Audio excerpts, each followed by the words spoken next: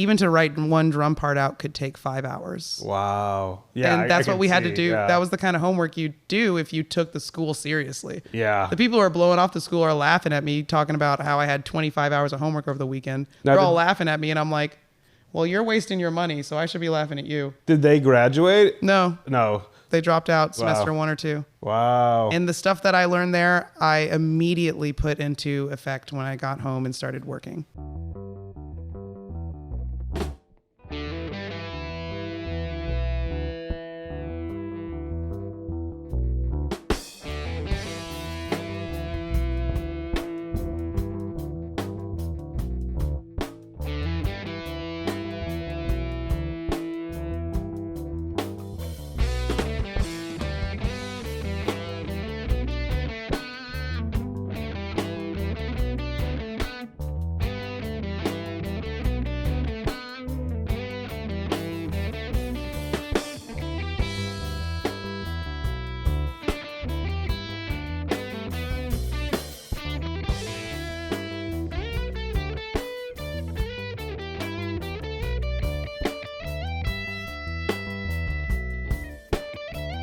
What's up? Welcome back to BK's Chop Shop. Like and subscribe for more great content like this. But today we have the legendary Jackie Venson with us here in the studio. Hey, what's up? How you doing? Thanks for doing it. This is really cool. Good to be here, yeah. The way I discovered you fairly recently because I think you're touring in Chicago right now. Yes, I got a Thursday night residency at Fitzgerald's in Berwyn, yeah. Which is so cool. Me and Nikki were just talking about it, that like Fitzgerald's is like probably like one of the most legendary, most history around it, like nightclubs in Chicago. Oh yeah, I mean it's been around for like over 100 years as a music venue. Yeah, it's been around for like 45 years as Fitzgerald's, so it's pretty epic. We have a venue like that in Austin called Antone's. It's been around a long time. So. Are you from Austin? I am, born and raised. Yeah. Oh, that's why you were like, oh, we're gonna pull up with the Texas license plate. Yes. That's crazy. Yeah, I go down to Austin quite a bit. I love it down there. So you're touring around here, and I guess like. Something you guys are doing on social media is working because it like was just popping up all over the place. I was like, who is Jackie Venson? And Nice. like I was listening to it, and as like a guitar player myself, I was like, I really love her style and like the songs, and like everything you're doing is very unique and very I guess refreshing, and it was nice to hear. Thanks, I appreciate that, especially coming from another player. Oh, well, thank you. You know, I'm curious like about some of your influences because I hear some in there. I'm curious if they're, I don't know, like purposeful, like if you even know who these bands are, but like who would you name some of your influences are? So my biggest influences are on guitar. Would be like B.B. King, Buddy Guy, and Jeff Beck. Okay. My biggest influences for singing would probably be like just gospel singers as a whole, but especially like Whitney Houston. Okay. And also the singers kind of bleed over into being a guitar lead influence. Yeah. So I used to transcribe guitar solos as like material. Mm-hmm. You know what I mean? I used to transcribe guitar solos. At like vocal? No, like I would, when I was learning how to play guitar solos, when I was learning how to play the guitar, I would find a guitar solo that I liked and I would transcribe it. Oh yeah, just so like learning a guitar solo. So I could just learn it, you know, like it's like kind of added to my bank of what my dad used to call, my dad's a musician, what my dad used to call a lick bag. Yeah, totally. Like a chest. Yeah. Where you can like pull out like a melody idea that you practiced 10 years ago. Totally. Out of nowhere. Yeah. You know? And the bigger your lick bag is, right? The more material you can bring to the table when you're improvising. Yeah, 100%. I used to ask him growing up, how do you improvise? He's like, well, you got to collect licks in your lick bag. And if somebody doesn't know we're talking about music, it sounds crazy. It does, but it's such a cool, yeah, right. It's such a, it could be a riff bag. It could be a lot of things. Bag. But he called it licks. Yeah, but that's what they are. They're guitar licks. Guitar licks, exactly. And so I used to transcribe guitar solos for my lick bag, right? Yeah. And now I transcribe vocalists. That's so cool. Gospel vocalists. Do you, well, I'll get to it in a second. It's an interesting way to think about improvisation because, like, I think so many people approach it from so many different ways, especially when you don't have guidance. It's very cool that your dad was a musician and, like, was able to teach you that. Totally. I just was trying to, like, learn scales and, like, figure out, like, what sounds good and then, like, or, like, learn a solo or something like that. But, like, it's nice to have that. And then, like, how long have you been playing since you were how old? I've been playing the guitar since I was 21. Okay. So you've been playing guitar since 21. So you've been like building up this like lick bag. Yeah. But going into it, you knew what you were doing. You'd hear something, go, that's a cool lick. Yes. Let me memorize that to play on stage later, or play with people later. Well, I also had been playing the piano for 13 years prior to that. So you've been just a musician for a while. So I switched from the piano to the guitar. I was able to once I like learned the basics and had the scales under my fingers. Yeah. Which took about 2 years. I'm gonna be honest. Yeah. Took about 2 years. Once I had the scales under my fingers and once I could play all the chords and like switch chords, which also took me that same 2 years. Then I was able to transcribe stuff, and the fact that I knew to transcribe. The fact that I knew how to transcribe. Sometimes I would use the piano to transcribe things I couldn't figure out on the guitar. The piano was a really big shortcut, but it's not like it was short. It was just shorter than normal. Like what would have taken me 15 years without the foundation of the piano still took me like 8. Yeah. You know what I mean? Like it wasn't short. No, I mean, it's definitely hard because I'm doing the opposite now. I'm trying to teach myself piano, and I've been playing guitar for like 25 years, and I can learn some chords, but like, I don't know, just the act of doing something different with the left hand and the right hand still is like, I don't even know how I'm going to ever overcome that. It took me 5 years. Did it really? To be able to put my hands together. Oh, that's so crazy. When I was learning, and I was learning as a kid. And kids learn faster. Yeah. Things internalize quicker with kids. Totally. Like, you know, the sponge brain is powerful as hell. Yeah. And guess what? Still took me 5 years of everyday weekly practice to put my hands together. It's hard work, and it's like, and so it just probably, know it's the white whale. Well, I got another 2 years then. Yeah. If you do it every day. Yeah, no, I definitely play every day. It's interesting. So, am I doing the math right? You would have started piano then at 8. Okay, so you'd been playing piano for a while. Yes. Were you playing? Well, the thing I wanted to ask you is, when you say I transcribe music, are you actually like writing like on a staff transcribing, or like just memorizing the notes? Do you mean? So I do transcribe by ear, and I don't write it down. I just transcribe it by ear, and I'll sometimes put it into, depending on what I'm transcribing, if they're playing really fast. Like I'm like, I guess I believe in myself enough to be able to play pretty much anything at tempo. If another human can play it, I can play it. I love that attitude. That's just the end of it. That's just the end of it. Like, this isn't like LeBron basketball things. Like, you know what I mean? Like, if another human on that instrument can do it, I can do it. Yeah. It's just a matter of how much time it's going to take. Totally. And when I'm transcribing by ear, sometimes the thing I'm transcribing, if I'm transcribing a sweep, and I'm just trying to figure out where they're even positioning their hand on the guitar, I will download the audio, put it into GarageBand, and slow it down. Oh, yeah. There you go. And just so I can hear every note. That's kind of cool. You know, like I will bend over backwards to get this transcription, even if it means I have to play it at half tempo for 6 months. Yeah.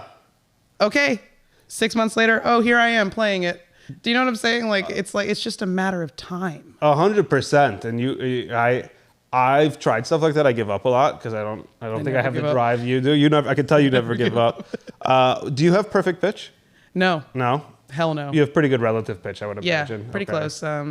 It depends on how tired I am. Yeah. If I'm really tired and I've been hearing music all day, I'm like middle C.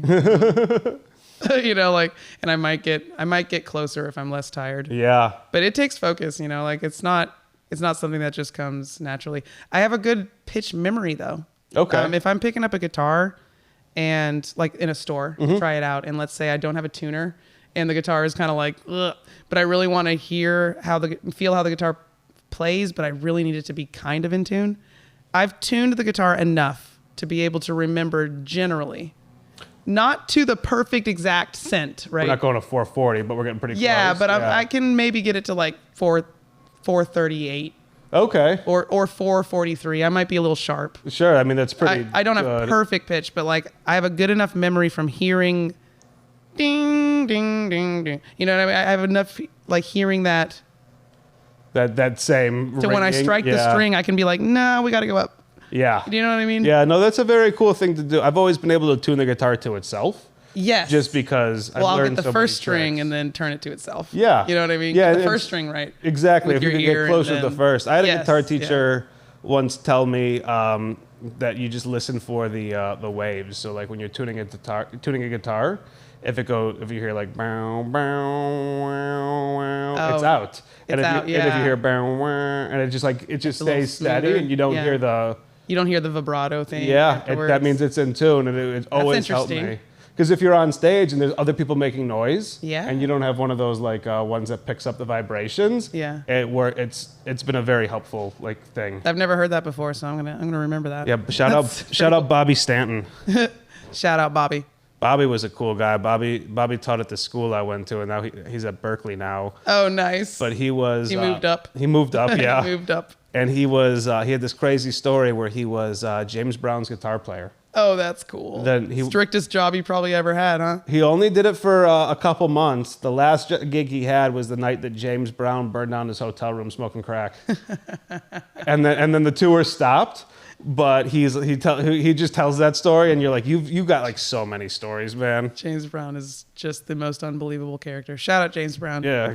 I mean, thank you. Pretty sure he's dead. Yeah, But still, yeah, great music, great musician. I mean, he can still be shout out for the spirit realm. Yeah, exactly.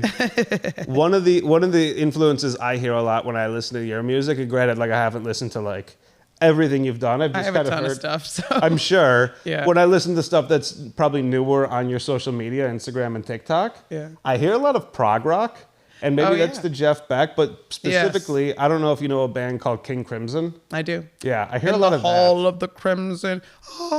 Yeah.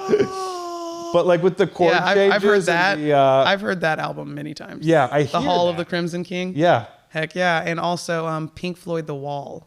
Okay, yeah, I could see that as well. For sure. Is there anybody out there? Yeah.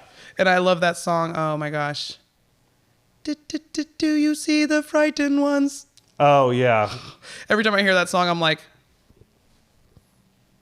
I get scared. You get a little nervous. I literally get scared. Have you ever seen The Wall? The movie? Yes, I watched The Wall. Yes, I did watch it. But oh man, I love that one. Did you see the frightened ones? That's like a really good one. It's a creepy song. They have a lot of creepy songs. Did you see the frightened ones? What's the song? If pigs something? If pigs could fly? No.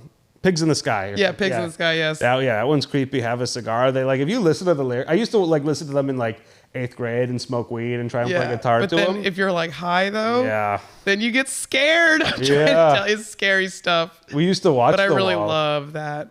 They were so theatrical. Like, I wish they would like make their movie into a play. Maybe they've done it before. Maybe it didn't do. I don't know. Well, the band is just in turmoil disarray all the time. Yeah, that's true. Well, Robert Johnson and David Gilmour won't be in the same room together, and each of them owns like half the catalog. The catalog thing. So now you have people playing shit they didn't even write. You know.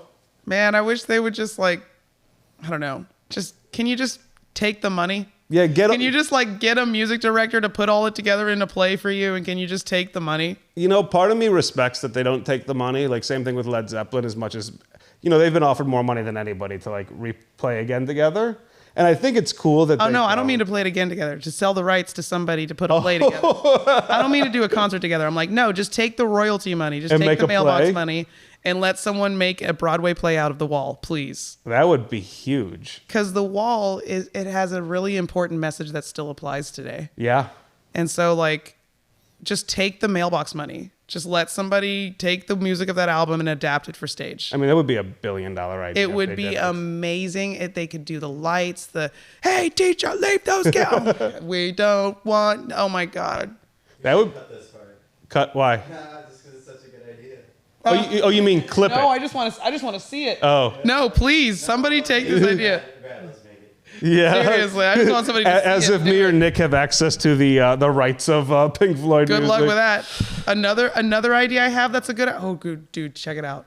Another idea that I have that's a good idea that I want someone to steal simply because I'm not capable of pulling this off. I love that you just want somebody to make the idea. You just want to see it. I just want to see it. What is it? It's called Amerivision. Is it Eurovision, but for in America? And instead of countries, it's states. Okay. And each state elects a musician to represent them. And no musician can do it more than once. So yeah, Texas can elect... No musician can do it more than once. Is that what Eurovision does? Yeah. Oh, I didn't know that. Each country elects a singular person to represent their country. For that year. For one song. That song that they write, and there's auditions just like, and it's Wow. but instead, and there's like 64 countries in the European Union. I think. Yeah. There's I don't know, 50 yeah. states. Yeah. That's close enough. I mean, we can do our hour lighting out like Puerto Rico and stuff. We can do Virgin Islands, and it would Totally. be 52 or 53. Get Costa Rica in there. It'd be the same exact amount as Europe. Seriously. What's- And then each state gets to vote like it's a two-part thing. It's not just the finale performance of all the states performing their songs. It's also the lead up of each state having the auditions. And dude, it would be like American Idol, The Voice, all of the Star Search. It would be like every singing show combined on crack. That's the best idea because it really would, like, Because the states rally and they vote. not only that, but you'd get to hear the voice of the state and the sound of it, which you wouldn't even think of. Like, I don't know what the hell kind of music they're making in Idaho, but it might be cool. And also, each state can't vote for their own state. Oh, Because the outside has to the vote. populations Can't have your are friends and family uneven. voting. They're uneven. Oh, it's like the electoral college system. Yes, each state can't vote for its own self. Wow. So every Texan has to vote for a different state. Oh, so if you claim Texas residency, you can't vote for anybody in Texas. You can't vote for the singular person that was. But you could do the chosen. other 49 states or whatever. I love this idea Amerivision. because I mean you tour a lot too. Like, I want to see it so bad because then it would be okay. You notice how people are like, man, nobody's discovering new music anymore. It's all scattershot. I don't know who to listen to. I miss the days when there was like A&Rs and scouts like showing us like the best talent of the country. 'Cause Yeah. there was a time where it was about being the best. It wasn't just about being a brand. Yeah, And so it's what all I'm trying to brands say now. is like, it would be like these people who would have never been discovered otherwise. yeah. And that's why you have to put the rule in that nobody can do it twice, because otherwise Beyonce's going to be freaking voted in every single freaking year. I would also probably You know what I'm say like saying? if you've like won a Grammy or something like that, like on that kind of, maybe not a Grammy because there's a lot of cool people who've won Grammys that we've never heard of, but like I don't think Beyonce should get to participate. Yeah, because we already know her. Right? It needs to be like at It some needs to level be somebody. amateur. Yeah, it needs to be. Well, it needs to be somebody not amateur, but somebody who What who do hasn't we been- call that? What's that like line? just not in the mainstream media is a pop star. Yeah, not Like not famous just like a right normal, now. an independent musician. I'm specifically. How about thinking an of independent? someone- Do you know who Cheryl Youngblood is? There's a blues club while you're here in Chicago. I recommend checking it out. It's called Roses. They have some of the best musicians come through there. Like just like people who like only play blues like their whole lives. Like they have a guy named John Primer plays there all the time. Cheryl Youngblood, and she starts going. You're like, who is this woman? And then you like Google her. You find out she's won like 9 Grammys. Yeah, she's been a she's part of every super- song you've loved for the last 30 years. Yeah. But you'll have no idea who the fuck she is. So she's a perfect candidate. It's someone So you like can't, her. You can't put the Grammy thing on it because Yeah. independent people win Grammys. Like I would want Mississippi to be able to elect Kingfish, but Kingfish has won a Grammy, so you can't put the Grammy thing on it. It has to yeah. be like people who don't have like 100, just not Beyonce's. You can't have sold you a can't gold elect- record. You can't elect Lady Gaga and Dr. Dre. Like just screw off with Dr. Dre. You can't do that. Yeah. Like, no, we all know who Dr. Dre is. Okay. Yeah. I don't know how we would word it, Yeah. but it has to be I one get of the rules. sentiment. It can't be a mega poop store. Well, shit, maybe. Who It knows? can't be a mega pop star. Like wherever the hell she's from, you can't elect Taylor Swift. Like no. Yeah. No, she did a 64 million I don't know dollar- where I'm going to guess Texas. No, she's from Pennsylvania. No fucking She's way. From Pennsylvania. Will you look it up, Nick? She's from Pennsylvania. I'm almost This fake fucking bitch. She's from- She acts like this, like country Christian rock good girl. Like Dude, she's rich. I know she's Grew- rich. No, she grew up rich. Oh, I don't doubt it. Both of her parents were both of her parents were millionaires. Where in Pennsylvania? The richest neighborhood. I've always She grew up hated in the Taylor gated Swift. community. Dude, she grew Oh, up Reading, Pennsylvania. She grew up in the gated community where you have to press a code at the gate to get in. inside. Her parents were like investors at Merrill Lynch. Like she's a millionaire. So she was For her primed whole from the life. beginning. She was born a millionaire. They're upper middle class. Her dad was a stockbroker. Yeah. For Merrill Lynch. How did Yeah. you know? You've done this Because I've research. looked it up. You've been hating on her for a while. No, I just wondered. I just wondered. I've been was hating like- on her for a while. I just wondered how she made it like that 18 years ago. And I was like, I wonder if she's independently wealthy. And then I looked it up and I was Sure like, is. oh, sure. Yeah. And not just independently wealthy, like beyond that. Like it's Rich. Yeah, rich. Gated community. I think we're gonna see a change where people are gonna start hating on her soon, and I'm all for it. People have hated on her since the moment she became famous. No, but I mean like at a higher level. That's the house she grew up in. That looks like the Home Alone house. I know what you're saying, but I think she's untouchable because she's been hated on since the day she entered the scene. Do you think so? I know so. Okay. 18 years ago, people talked about how much she couldn't sing. Yeah. No, she's been there. She wrote songs about how people treated her. Oh. No, for sure. Are you a Taylor Swift fan? No. Okay. But I don't hate her. I mean, I don't hate her either. she grew up rich. She took the hates resources takes so that much she had, energy. and she pursued a dream that she had with the resources that she had. Anyone in her position would have done the exact same thing. No, I'm not mad What are at you her gonna for do? being Like not rich. spend the money that your parents are willing to spend on you? What are you gonna do? Like, it's like BFFR. Like, I'm just not like Yeah. be for real. Like, I don't care. Is what I'm trying to say. Yeah, I guess that's I a good don't sentiment. care. Like, I'm not mad at her she's for living being her rich. life. Yeah, It's she's more just so living like her I feel life. like she's a little. I feel like the attention on her is more than her level of talent. Yeah, but that is why she gets the attention. It's people arguing over how It's a talented self-fulfilling she is. prophecy. Yes, Yeah. exactly. Like Damn. people are constantly arguing over how talented she is. The fans of her are defending her. The people who aren't fans are saying that she's not talented. It's this never-ending loop, and she's just getting paid the whole time. And I'm like, And then she does Okay, nice do PR it. stunts where she pays like each trucker like a $50,000 bonus, and then I'm like, Cool. okay, cool. that's a pretty nice PR stunt. Somebody Yeah. else benefited from it than just her. It's better than the Cheetos PR stunts. What do Cheetos do? The Cheeto. Like the Cheeto in the food? office. Oh, I refuse to say his name. Sorry, yeah, I got confused. The Cheeto yeah, in yeah, office. Yeah. I refuse to say his name. Gotcha, The Cheeto in gotcha. office. He does the He's worst like kind of Voldemort. press. He should not be named. You should not be named. At least she does press that like benefits other people. Totally, 100%. What I'm trying to say is the amount of money and power and influence she has. She could be so much worse. She could be evil. That's really true. She could be evil. I think she's secretly evil, but she doesn't show it. If she doesn't show it, it's all's well that ends well. It's all the same. Very true. It's all the same. Like she could be so much worse. Like think about all the rich people right now. What's your? I wanted to ask you, what's your favorite venue to play at in Austin? You're Austin, right? The home city. Yes. Yeah. Well, it's a few. My favorite indoor venue is Antone's, Okay. and my favorite outdoor venue is Stubbs Outdoor. Stubbs. Yeah. Okay. Stubbs Outdoor is a really nice venue to play. I love ACL Live, the Moody Theater. Say that one more That's time? ACL Live, the Moody Theater. That The Moody is- Theater. Yeah, but Okay. everyone knows it as ACL Live. Got it. They That's the Austin City Limits venue. Yes. Okay. That venue is amazing. The crew that's been running that venue has been running it since it's opened. Wow. And they stick together and they do a great job running that place. And I've played there or been a part of an event there probably like 20 times. And, Yeah. And every time I go there, like from the third time I was there, the crew was like, Jackie!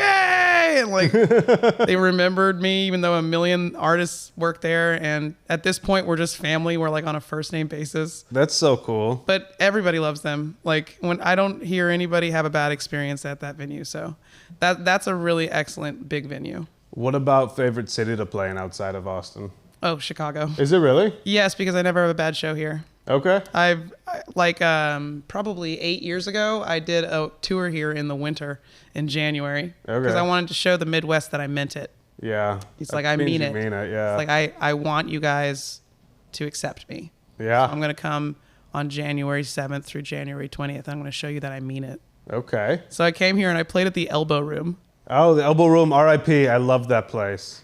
Elbow Room's actually a cool venue. No, check it out. Check it out. Elbow Room was tight. Yeah. RIP, shout out to Elbow Room. They gave me a gig. I didn't have an agent at the time. I had to book it myself. Yeah. They were really cool with me. They helped me with they put up the ticket link right away. They helped me with promo. They were great. That's amazing. I show up there, and unfortunately, out of their control, the sound man was MIA. He never showed up. That happens a lot there. It showed up. So then they're like, okay, so you have two options. We can cancel the show, or we can move it to like the front room. Yeah, and, the upstairs. and you can run your own sound. Yeah. And I was like, and I look up from the bar as we're talking about this, and people are already starting to come in for the show. That's so fucked up that they couldn't just find you another sound and I person was or like- let you run the downstairs sound. I was like, I guess I'll just do the sound thing because I don't know how to tell these people who physically got here in the Yeah. middle of January that I'm not going to play when I possibly could have played. I mean, that means that you don't fuck. I mean, that means you don't mean it. Yeah, wanted to show that people means you I don't mean mean it. Yeah. Exactly. So then I'm in the middle of like plugging everything in and the fans are filing in. It ended up like 95 people came to that show. Wow. It couldn't even fit. That's so cool. Yeah, One of my- upstairs, that's a tight fit. It was a tight fit. There's like It was 12 seats, 12 tables. Everyone was standing. It was packed. I bet it was And fun, so- though. No, check it out. I'm plugging everything in, and I'm like running back and forth. And one of these guys who came to the show, one of my fans, comes up to me. He's like, "Hey, so I noticed that like you don't have anybody over here, and you know I actually kind of know my way around a board, and I was wondering if you'd want some of my." I'm like, "Yes, Yeah, done. yes. Can you just like stand over there, and I'll just like give you cues?" And he's like, "Yep." And a fan ran the sound the whole set. And I bet he did a great job. He like sat over there, and he was like. That's amazing. He like watched me and everything. That's so cool. And I was like, dang. And that was that was probably my second show in Chicago ever. oh man, do you remember where else you played on that tour? I played in Minneapolis at, I used The to live Turf in Club. Minneapolis. The Turf Club. yes, on my University. God. It's actually, that's actually in St. Paul. The Yeah, Turf Club is in St. Paul. I used to live in St. On Paul. University Avenue. Yeah, University Avenue sucked. I used to take the bus there. That was a tough place to get through. But the Turf Club was cool. It was -7 degrees and Ah, it was the blizzarding, and worst. 170 people came to the show. I used to play in bands up in Minneapolis. We would play at a place. Did you ever play at a place called the Trucaderos? No. There's a place called the Trucaderos, and we got to play at First Ave once.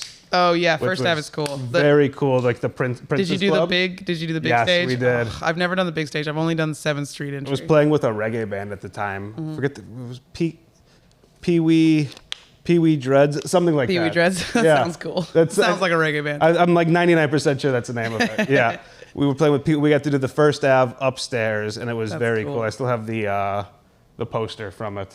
Amazing. But yeah, Minneapolis had a really cool, unique music scene too.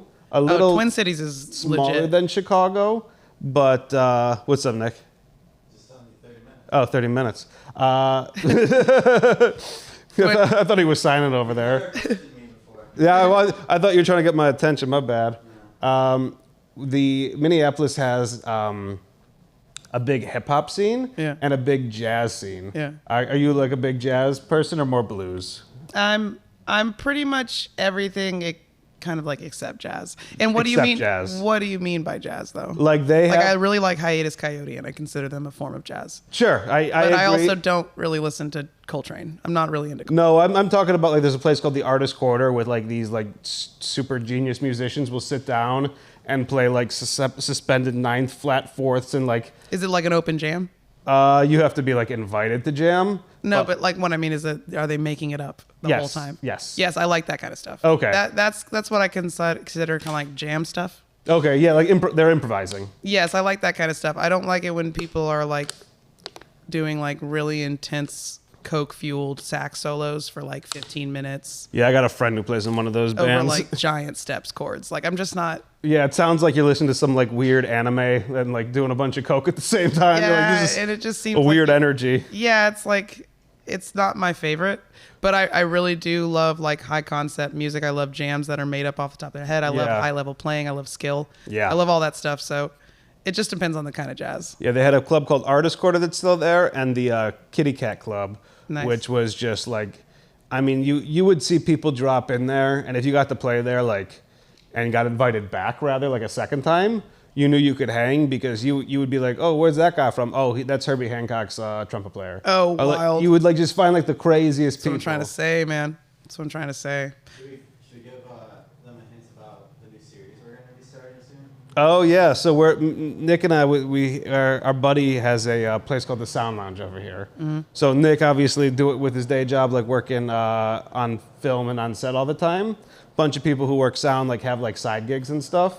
So they have a place called the Sound Lounge, which is essentially like a giant studio that has like But art loft stuff vibes? like this. Say what? It's basically like art loft vibes. Yeah. To put it, but a recording studio. It's a built-in recording studio, so we're going to start a segment of the pod where we basically like showcase musicians, almost like a Tiny Desk concert. Oh yeah. But like, So you'll have musical performances. yes, it will only be for musical performances. Oh, yeah. will there be like an interview portion at all? Probably, maybe here, but I think mostly that one's just going You to be can combine them. Correct. Yeah. So if you ever come back through, let us know. We'd love to have you on. I will, man. We're just getting all the equipment and the kinks worked out. I'm trying to make this like a yearly residency. where You love Fitzgerald's? like 1 month Yeah. out of the year. Well, you picked the better preferably May. months than January. Yeah, I think May is the way to go because January I do Antone's residency. Okay. Yeah. May's been kind of shitty, to be honest with you, this month. I Today's love it. nice, though. I love it, man. It's 99 already in Texas. It's gonna be 99 till 100 degrees until September. Really? No, till October. I'm going in July, but it's going to be miserable, huh? Yeah, it's gonna be 105 every day. Oh, my God. That's crazy. Yeah. For real though. You were telling me, you said Elbow Room. You mentioned Minneapolis, but like, what other clubs in Chicago do you remember doing? So I played the Golden Dagger. Yeah. Yes, I liked the Golden Dagger. I really did. Okay. It was just a little small. That doesn't exist anymore, does it? I'm not sure. Okay. But it was Was just this a little 8 years small. ago the first time you came? No, that was 2023. Oh, maybe it does exist still. Okay. Where else have I played? Shubas. Oh, I like Shubas. They didn't like me. Really? They will Assholes. never give me a gig ever again. What happened? I didn't sell enough tickets, I guess. And that was it? Well, the opener drove the people out because they were so bad. I don't Well, it's remember not what your they were fault. called. Here's the thing: the venue chose the opener. Yeah, fuck them. It's their fault. Anyways, Shuba does not like me, so Yeah, you don't Fitzgerald's is need my him. home.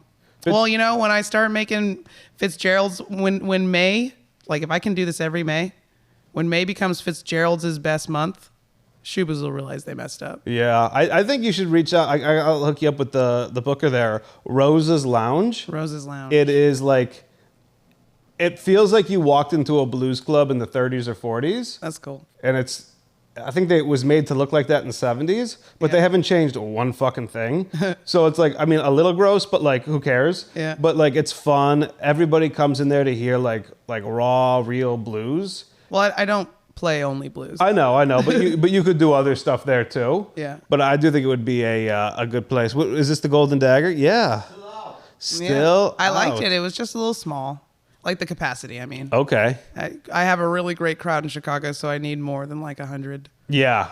The speaking of which, the booker from the Elbow Room, the guy who booked you, he's been there forever. Yeah. He moved over to man, why am I blanking?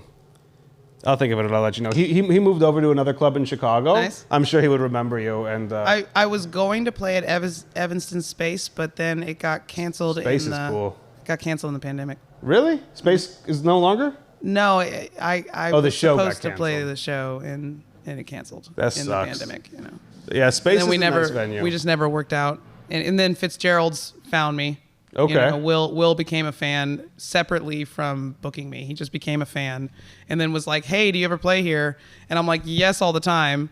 And then if I play here, it's just he's the first person I call. It's honestly one of the coolest venues to do here. Like It's you're really in a nice good and people spot. love it. People love it. Like whenever I tell Chicagoans I'm playing at Fitzgerald's, they're very happy about it. Yeah, they don't I'm ever happy have about it. anything to say. They're never like, "Oh, you never." They're like, "Oh, I love Berwyn." Yeah. Yeah. Like they're always really happy about it. So if it ain't broke, don't fix it. There's You know what I'm saying? Did you ever do any like the shittier clubs when you were coming up? Like, did you ever do like Martyrs No. or I heard about Martyrs or though. Sylvie's? I've heard about Martyrs. I've not heard about Sylvie's. They're the same thing. Yeah. I'd say my cutting my teeth in Chicago was Elbow Room. Okay. Yeah. Fair enough. Fair enough. Yeah. I wanted to get into your music a little bit, just kind of pick your brain. Okay. How much, when you write, when you improvise, when you're just on stage playing, how much of it is just feel and sound by ear, and how much are you like thinking theory? So I'm never really thinking theory. I'm thinking form and arrangement. So not all of my songs have improvisational guitar solos because I noticed after listening to basically guitar-driven music for 10 years in a row, I noticed that a lot of like the guitar songs that stick around the longest are the ones that have hook lines. Like a melody to them, like a... right? So he's going to do a solo in that later, right? Yeah. But it starts off with this hook. And then actually, even if you go even further, some of the most legendary guitar solos are the ones that you can sing. Totally. Fucking, what is it? Easy Like Sunday Morning. Yeah. That's the so not Commodores. Yeah, so not all of my guitar solos are improv. Some of them are designed to get stuck in your head. Oh, okay, so even on that same note, like, are you, when you write those, are you looking for a melody? Are you like analyzing the chord changes and going through them and figuring out like where you want to go, or do you go by sound alone? Like, because I guess I'm just curious because I'm somebody who, while I follow my ear, I also will. I did learn that, and I feel like it's ingrained in me, and not everybody does, and I don't like that I learned it, actually. I feel like it's very restrictive. I'll be like, oh, I should play like D Dorian here, or something like that, and I'm always thinking like that, and I'm trying to get out of it. Do you think like that, or are you just like listening to what sounds cool? I don't think like that because I felt like that on the piano, and I found it very prohibitive. Yeah. And so I did not learn guitar the same way that I learned the piano. I learned the piano from a private lesson teacher with books and theory books and structure and memorizing. I learned the guitar completely by ear, and like I would go to a teacher just to make sure my hands weren't in the wrong position, you know, or I would go to a teacher. It wasn't like a regular weekly thing the way it was. Like the piano was so studious. Yeah. So like lesson on Monday at 5:00, and then you practice, and then you have the recital at this. You know, like it was so studious with the piano. Yeah. I made it way looser when I picked up the guitar on purpose so that I wouldn't go through that. I think that's cool. I feel like the second thing you do is always, anybody, not you specifically, but the second thing you do is always like the thing you're able to master. Yeah. Because you've made all the mistakes with the first thing. Like I feel like I as much as I love playing guitar and that's like kind of my thing, like I feel like the second thing to that for me was comedy. Yeah. And I've started incorporating guitar into it. Yeah. But I know some of the lessons I took out of it was like with guitar, like it was like, it consumed my life. It was everything. I had to. And like just taking it less seriously opened up so many more doors for me. Just even things like that, you know? Absolutely. It's exactly my experience switching from the piano to the guitar. It was like the piano was so strict. I had to like, and that's also the instrument I went to school on. Yeah. You know, because like when you go to a music school. What school did you go to? Berklee. Oh, you went to Berklee? Yeah. Oh, yeah, good for you. Thanks, man. But you did you ever hear of McNally Smith? No. Oh, it wasn't a real school. I'll tell you about it in a minute, but go ahead. But like it's probably set up similarly. You have a principal instrument, and then you choose your major from there. I was a guitar theory major, and I minored in like I think it was actually production, but yeah. I was like my principal instrument was piano, but my major was like composition and arranging. Did you graduate from Berklee? Yes, but I graduated early. I hated it there. I just hated it. It was only 28% women. Really? Mm-hmm. Yeah, my school was about 7% women. It was it was pretty bad. It was really bad. Yeah. The school, so it was like you had two options. You could do the social college life thing and like blow off the school, which is crazy because it's like so really expensive. Yeah. So I was never going to do that. The other option is you take the school seriously and you do the work and you try to get good grades and you like choose a major according to what you think would be useful to you like later. Yeah. Like you take it seriously. You talk to the career counseling department and they tell you what all the different majors could lead to. And, you know, like you take it seriously, right? And I did. And it was 10 hours of homework a day. That's crazy. It was so, you asked me earlier if I transcribe by writing. I'm able to do that because Berklee beat that into my brain because I don't hate it. It's just incredibly tedious. And it takes like, even to write one drum part out could take 5 hours. Wow. Yeah. And that's what we had to do. Yeah. That was the kind of homework you do if you took the school seriously. Yeah. The people who are blowing off the school are laughing at me talking about how I had 25 hours of homework over the weekend. They're all laughing at me and I'm like, well, you're wasting your money, so I should be laughing at you. Did they graduate? No. No. They dropped out semester 1 or 2. Wow. And the stuff that I learned there, I immediately put into effect when I got home and started working. Who were some of your most influential teachers there? Do you remember? I had this studio teacher named Michael Farquharson. Yeah? He was awesome. Okay. I had this other history teacher because we had to have some liberal arts classes that weren't music related. Yeah. His name was Gary Miller. Okay. Wow. Really great teacher. And he wasn't a musician? No, he was a history teacher. A history teacher. Yeah, because just a cool guy. Well, because in order to be an accredited college, you can't just only teach music stuff. You have to have like we did other normal things. Yeah, like shit. Yeah. He was a history teacher there. He was excellent. Okay. I took 3 of his courses that all had to do with like Germany's history. Wow. I learned all of Germany's history from like 1820 to like 1950. I learned all of it. I learned all Pretty of rough. It was insane though. It was amazing. I learned Yeah. so much, and like I see some of that in our news today, and it freaks me out. I'm like, Yeah. I know this what looks you're like that talking about. history class. Yeah. Like it freaks me out a little bit, but it's different. But that's a whole other conversation. But what I'm saying is he was a great teacher, and Michael Farquharson was awesome. He taught me how to use like every DAW. Like Every what? every DAW, like Pro Tools, Logic, Oh, everyone. yeah. Oh, really? That's cool. Taught me how to like mic drum kits, even how to roll cables. Like we used to roll cables for hours. Yeah. They wouldn't let you do anything till you could roll the proper cable. if you rolled it right, you could go. Yeah. If you didn't roll it right, you're still here. We had a guy named Chopper Black who was he basically produced like every Motown record you ever heard of. Yeah. From Detroit, and he found his way up to Minneapolis and ended up teaching at the school like in his retirement years. He actually died while I was going there. Oh, yeah. He had, I don't know what the hell he has, some sort of cancer or something. Yeah, But R.I.P.. but he would teach you like all about rolling cables and like Just all this practical shit. stuff, man. And just stuff you would never even think of, like how important it is now, like to like be able to like finish at a session at like a studio or wherever. Yeah. You could roll the cable properly. The way like the audio engineers are like, oh my god, good job. Like, really, they're like, wow, I'm impressed. But he also taught me how to use audio editing software. So I directly took that and applied it to the way that I perform. I use samplers. I use DJ samplers. I used to use looper pedals. I also edit my own recordings, so I don't have to pay for as much studio time. You do your own like mastering then? No. Okay, just the edits. No.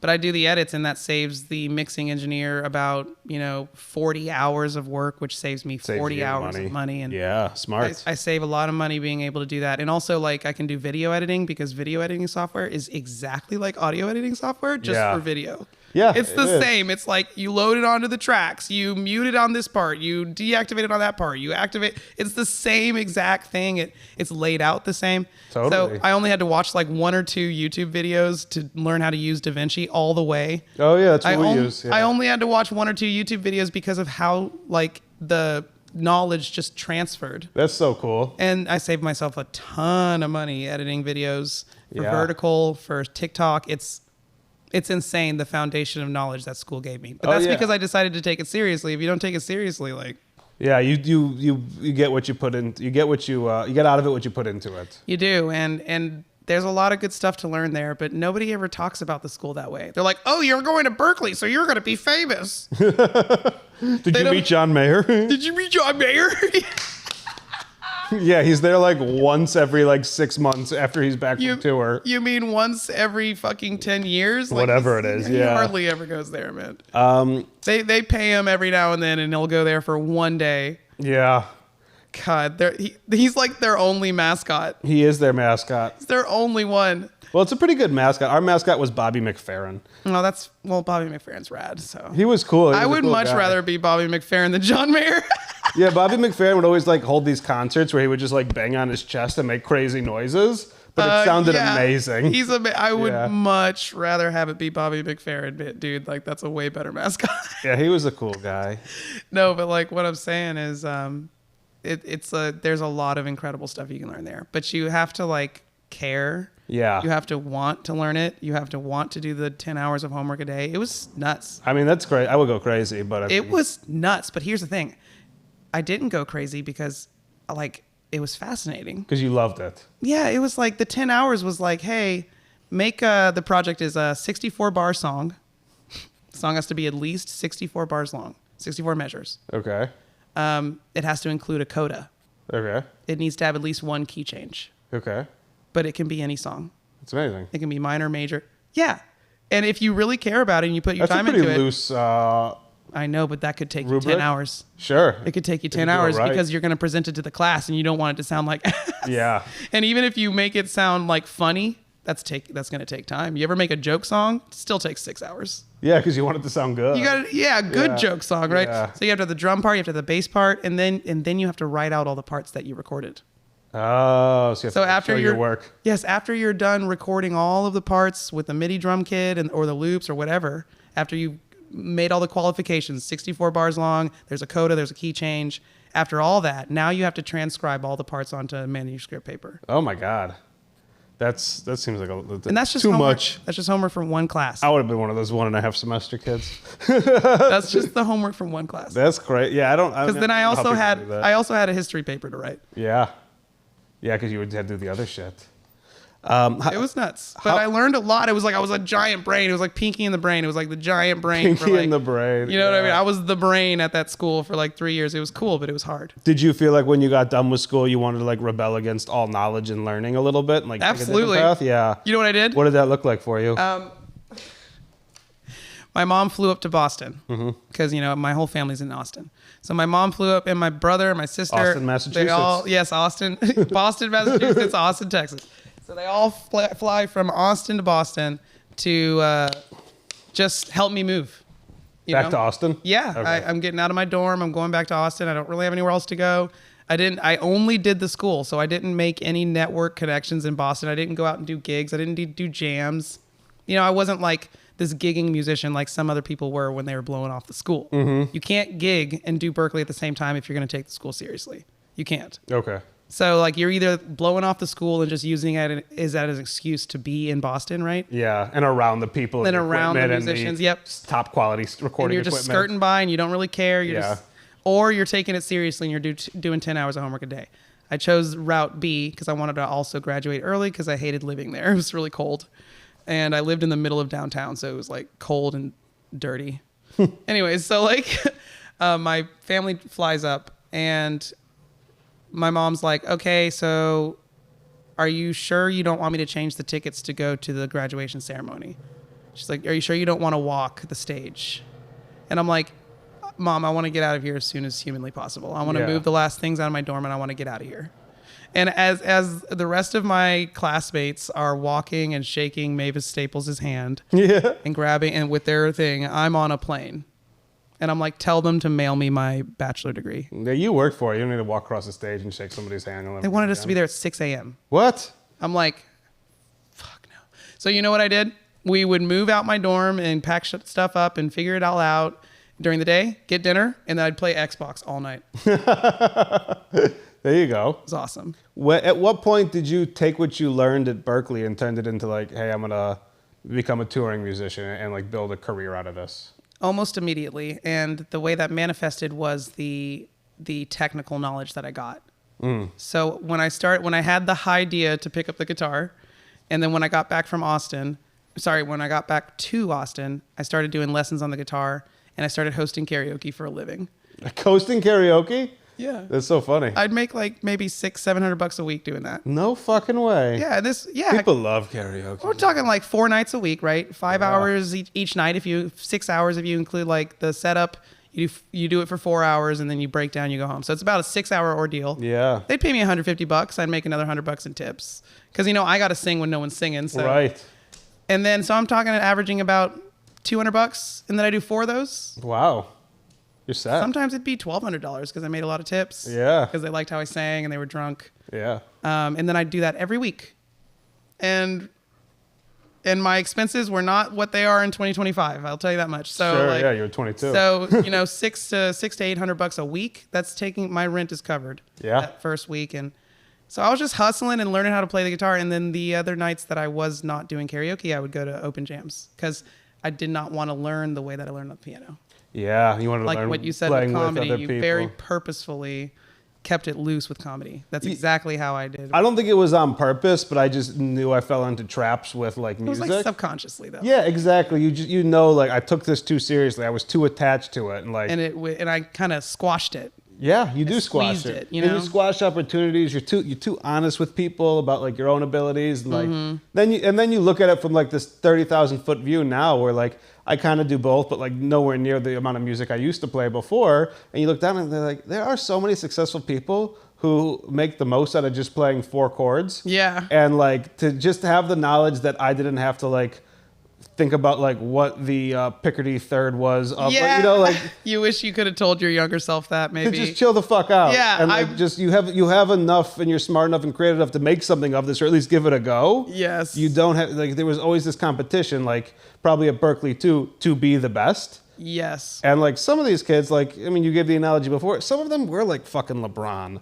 Like I know, but they never make it the farthest. they never do. They never do. And we had It's crazy. the most talented people we had there were actually we had like a handful of like savants who like wouldn't talk to you, like wouldn't like blink, wouldn't like ever speak. But then they would hear anything and play it back perfectly. That's fine, but where are you going to monetize that? They're not. If you can't exist in society, what is the point?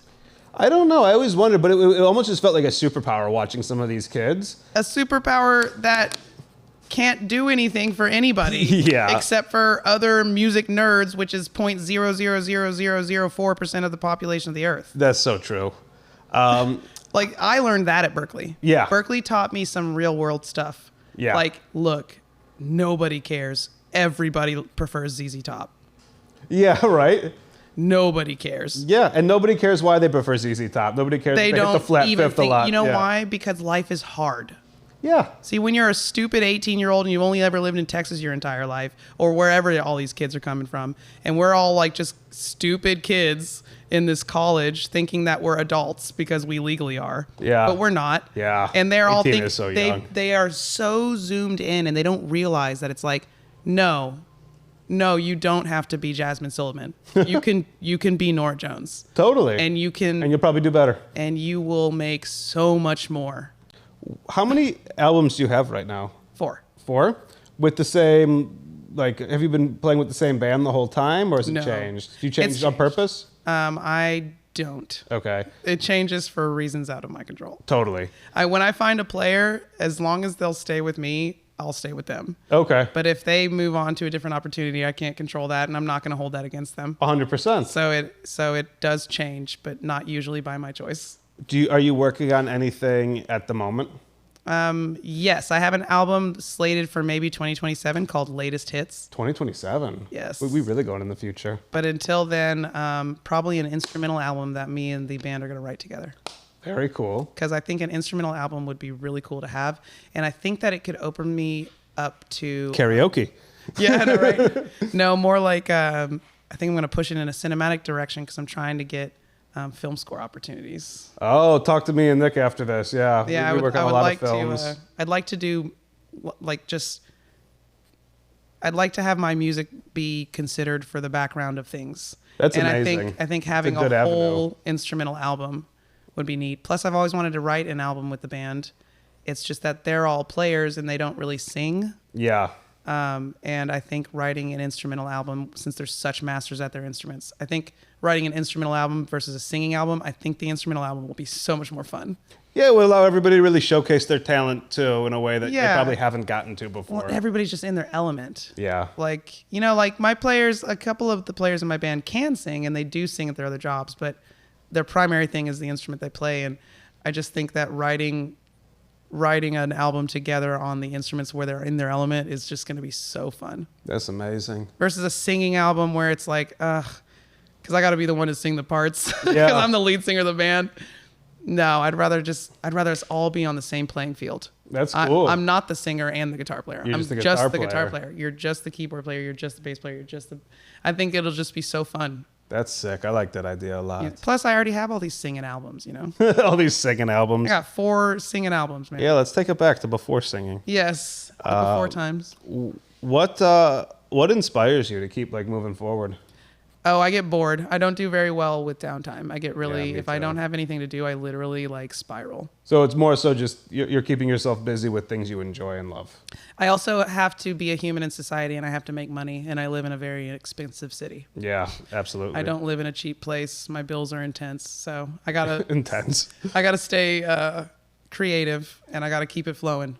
Who would you consider your greatest musical influence? I'm gonna say just overall Stevie Wonder Okay. and Andrew Lloyd Webber. Okay. They're pretty Right. good ones. It's literally Stevie Wonder. Okay, so Andrew Lloyd Webber for the side of me that's a composer. Mm-hmm. I think that guy is a genius. Yeah. I think his orchestrations are unbelievable. And he was some of my earliest listening. I think other people are amazing too, but his melodies, Yeah. the fact that he was able to make Broadway tunes into hits should tell you all you need to know. Yeah, absolutely. Like he has like three Broadway plays where like you would hear those songs in the 90s on like Kiss FM. It's interesting. Like, don't you remember hearing Don't Cry for Me Argentina on the radio? Yeah. And don't you remember hearing Phantom of the Opera on the radio? Yes. I'm just saying, like, nobody crosses over like that. You don't hear Hamilton on the freaking you don't hear. I would hate it if I heard You Hamilton don't hear. on the radio. Oh my God, I hate Hamilton so much. Me too. But if you don't hear it, The Wall Broadway play would be so much better. what I'm trying to say is that Andrew Lloyd Webber's melody writing is next level, and his orchestrations to accompany the melody writing really itches this part of me that like the non-front woman part of me, right? Yeah. And then Stevie Wonder itches the front woman side of me. Okay. Sings, he does all the instruments, his arrangements are incredible, his songs are complex, but some of them are very simple. Some of his songs are extremely simple, some of them are incredibly complex. Yeah. He knows exactly how to write a pop song, but he also can do like a 10-minute prog jazz song. Yeah. That's like insane, and he can play it like on a kalimba. He's insane. Kalimba. He He's is on like a insane, whole other level. But he knows how, he's insane, right? Yeah. But he knows how to make himself normal. Enough. Yeah. People on his musical ability level do not know how to make themselves accessible to the average person. And that's kind of what we were talking about before with the savants. And he's able don't to know tune how it to- down so that like he could have a conversation like you or I are having But a it's conversation. still brilliant. Yes. Superstition is still brilliant, even though it's anyone can play it. Yeah. It's still brilliant. And what I love about Stevie Wonder too, and why I think that's a cool choice is, I don't really know, but like I haven't heard anything super negative about him. You know, like you hear a lot of these like, do you know something negative about him? I've never. Oh, he's also blind. Maybe that helps him too. But Ray No, Charles I think is blind. I think he's just never done anything really heinous. Well, you have to think there's like a lot He's of got a these, lot like, of kids. But super geniuses his kids like, love him, so whatever. who like cross over into doing like bad shit, and people are always like, is that because they're so good at music and they're just a genius and like this is their outlet and they got to do all this bad shit? Like Kanye. Yeah, Kanye or R. Kelly, I don't know. Yeah, but like I think for them it's a combination of mental illness and also large amounts of money drive people crazy. But Stevie Wonder also has large amounts of money, and he seems pretty cool this whole time. I think it's because Stevie Wonder has a wonderful support system. That helps. If you read about his life I've never growing read up, about him, yeah. his life growing up, like his mom was like this warrior Yeah. who protected him at every turn. And she also probably, hearing that about her, she probably taught him how to find people who could really support him. She did incredible things for him. That's amazing. And well, I guess I think that, and also, did you notice that Kanye kind of went off the deep end after his mom died? Yeah, I noticed that was of Imagine course, if yeah. his mom would have never died. What I'm trying to say is like the people who go the craziest are the people who don't have a good support system. Yeah, I would agree with that. And so I think that's the number one difference between Stevie Wonder and other people on his level. Yeah, I would not disagree. I also think maybe he just might be a good person too. He could be a good person, but yeah. everybody has a capacity to not be a good person. And if you That's are true. surrounded, like everyone has weak moments. Yeah. Everyone, no matter how good you are throughout your whole life, you have moments where you're not really as good as you always were. Yeah. You have weak moments where you're kind of getting, maybe you're tired, maybe you're hungry, maybe you've been traumatized, maybe you went through something bad. And it's like, it's a weak moment for you, right? And if you have other people around you who aren't very good, that weak moment could turn into a cascade of so many other weak moments. Yes. Whereas if you have people around you who understand you and protect you and shield you, they can work you through that weak moment out of the public eye. Yeah. Wow, that's pretty insightful. That's cool. And like people like Britney Spears don't have that. Yeah. All the people around her manipulated her and used her. They're in using her return. for sure for her money. It seemed like Kanye used to have that with his mom, and then his mom died, and he went off the deep end. Totally. Stevie Wonder's mom died when he was like in his 60s, so she protected him for a very long time. Yeah, he's in his 60s. He's set in his ways now. He's an old dog. Yeah, yeah. he's Exactly. not learning any new tricks right now. in His that mom passed away. perspective. Yeah, later in his life. So Yeah. he was able to be a fully realized person when she, died. I don't want to keep you too long. We've been going for about an hour. I knew this was going to be a good time, though, man. Yeah, no, I'm having a great time. I just want to ask you 2 more questions, and I'll let you Please. get out of here. Please. First of all, thanks so much for doing it. I love that you you responded. You just were like, yeah, fuck yeah, let's do it. Yeah, that's why I wanted to stay in Chicago for a few weeks, you know? Yeah, well, we're around. Let us know. We'd love to come do a show, too. Yeah. And also, if you want to come to a comedy show, I got comedy shows every day. Hell yeah, man. Be a cool crossover. But I wanted to just give you the opportunity. This is probably going to come out like in a couple weeks. Okay. So like post Chicago, where you going next? Where can people catch you? So this summer, I'm going to be in New York City. I'm going to be on the West Coast, like Washington State. And I'm also going to be in Colorado in June, San Antonio in June. In August, I'm going to go to Toronto and British Columbia. Oh. Pretty sure both, right? No, Salmon Arm is actually middle of... British Columbia is going to be in middle of July, and Toronto is going to be at the beginning of August. Northern Ohio also. Okay. It's all on my website. So All right. And what is your website? just JackieVenson.com. JackieVenson.com. Yep. And your socials are all Jackie Venson for Oh, yeah. Fortunately, nobody spells their last name the way I do. So It works out. they do Benson. Benson, yeah. Yeah, it's not Venson with Yeah. a V, you know, a V. Yeah, George Benson's kind of got the monopoly on the Yeah. Bensons. And it sucks that he also plays guitar and he also sings and he's also a black man. So everybody thinks. And he's like- also really good. So everybody's like, Jackie Benson, any relation? And you're I'm like, no. it's not spelled this. Do you not know anything about last names? Yeah. People always ask me if I'm related to Andy Kaufman. I'm like, not even spelled the same. Not even spelled the same. We just both look kind of Jewy. We both just look like Jews. Generally, just Yeah. loosely. No, but here's the thing, like about that though. Like, don't you think I'd say that?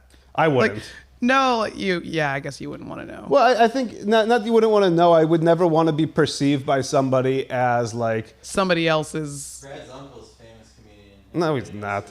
Yeah.